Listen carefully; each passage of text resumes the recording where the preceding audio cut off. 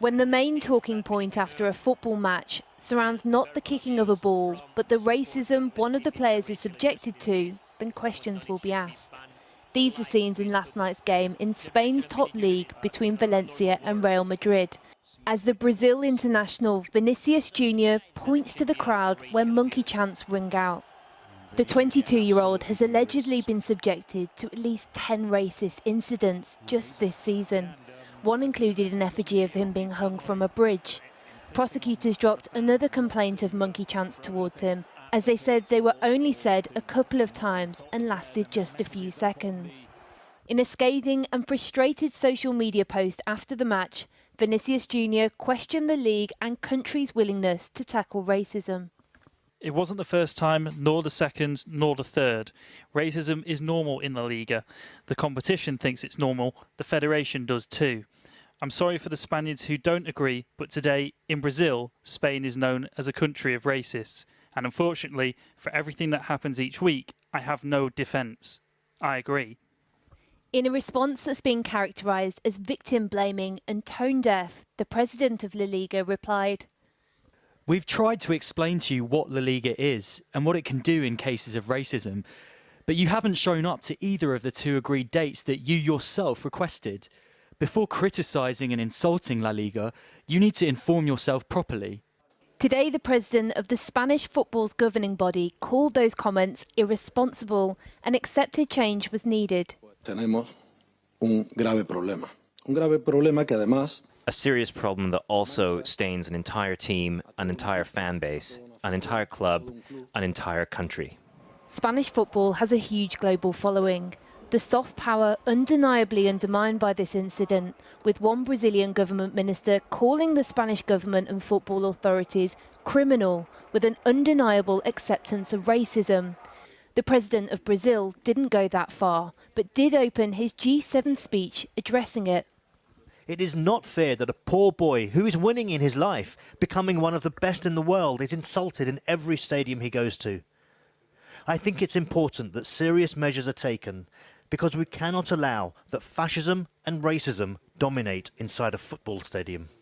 The Spanish football writer Guillem Balaguer calls racism in Spain a social illness. What happened last night was an indication that there is so many things wrong with Spain and the way we deal with racism. It is certainly something that is not taken seriously enough by the authorities, by the judges, by fans, certainly, by the media. Football is a mirror of society, and hopefully an incident like this makes us think. Today, Real Madrid called the incident a hate crime and filed a complaint with the country's state attorney office. Maybe this time, after criticism from all corners of the world, prosecutors will be compelled to act. So in your career, I said you've been playing football all your life. In your career, have you yourself personally experienced racism within football? Yes, probably more than most people because of the place that I played. I've experienced it subtly in changing rooms, like you might call it banter, and obviously banter is down to perception. Some people might take it different to me. But when you're raised in that environment, you kind of just become immune to it and you kind of learn to live with it. Certain things that you'd see in change rooms you'd never speak of because most of us would probably be in prison or condemned because it's just that football banter is just crazy. But does it get that bad though? No, not all. It just depends on, I think for me, it depends on the change room you're in.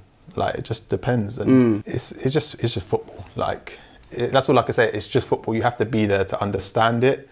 It is what it is. But when I was playing in places like Serbia, they're so detached from the world and how it works that they still believe we evolved from monkeys and the only reason we're here is because a human slept with a monkey. Like, that's how crazy they think. So when I was there and I didn't score for my first 2 games, for Red Star, which is one of the biggest clubs in history, like, my social media was full of racist stuff. Like, seriously? But I couldn't fathom it because I understand racism happens on a day-to-day basis. People are subjected to all this stuff on a day-to-day basis. But over not scoring in 2 games, that happens all the time. Yeah, of course. Ronaldo sometimes don't score for 2 games. Right, but yeah. I'm Josh Parker from Slough. Right. And I'm getting like 200-300 messages like, oh, you black monkey, CUNT, oh, you nigger this, you da-da-da. I'm thinking, is it that deep? It's only been 2 games. Like, I'm trying to, like... You're trying to make it logical. Convince for them. Like, yeah. I'm like, then I was like, why am I doing this? I had a little, not a fallout with the club. We had a little disagreement that became public in the newspapers. Then this is when the racism went to a next level where I'm getting messages like, my partner, who I'm with now, she was pregnant at the time, and they were like, I hope your monkey nigger baby dies. If they come here, we're gonna Wow. kick them. Yeah, it was crazy. Like, I couldn't process the fact that a human being could say this. You see it on social media, but sometimes I'm like, these people have no pictures, no, they're private. Is it just some made up like little government thing to trigger people? Right.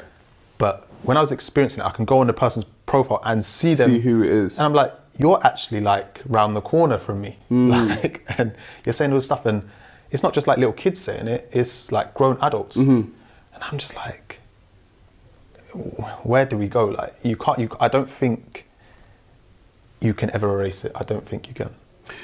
Did you ever experience that racism from like the top level? Because you know you experience it from fans, but did you experience it actually in the institution yourself? Yes, it's smart racism. What do you mean smart racism? So it's knowing that you're being judged before they even know you. Do you get what I mean? Because of the stereotypes that are attached to black people. Like when we spoke previously, like maybe 2 years ago now, and I said, as a black player, if I speak out and I'm vocal and I'm like angry at half time that we're losing, sometimes, I'm not saying all the time, but it can be painted as if you've got too much to say for yourself or you're a bad egg. But then if a white player might say it, they might turn around and be like, yeah, he's passionate, he's wearing his art on his sleeve, do you know what I mean? Right, yeah. Do you get what I mean? Like, whereas because of maybe the difference in culture, it gets kind of confused. Do you get what I mean? It's a hard thing to explain, but it's literally just lack of cultural understanding. So do you think black players are seen differently from white players, is what you're saying? 100%.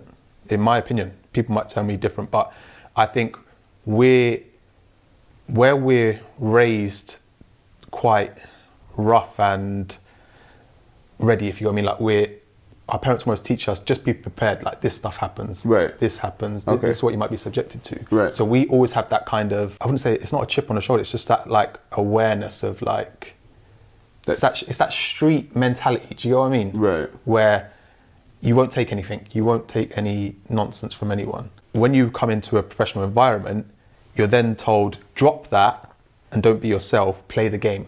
Right. But then you're like, if I play the game, then I'm not being myself. Because it's not like the black players are going out of their way to cause trouble, but right is right, wrong is wrong. If I need to stick up for myself, I'll do it. Like we've said before, we're very reactionary people, so we're not going to go in there and start causing trouble.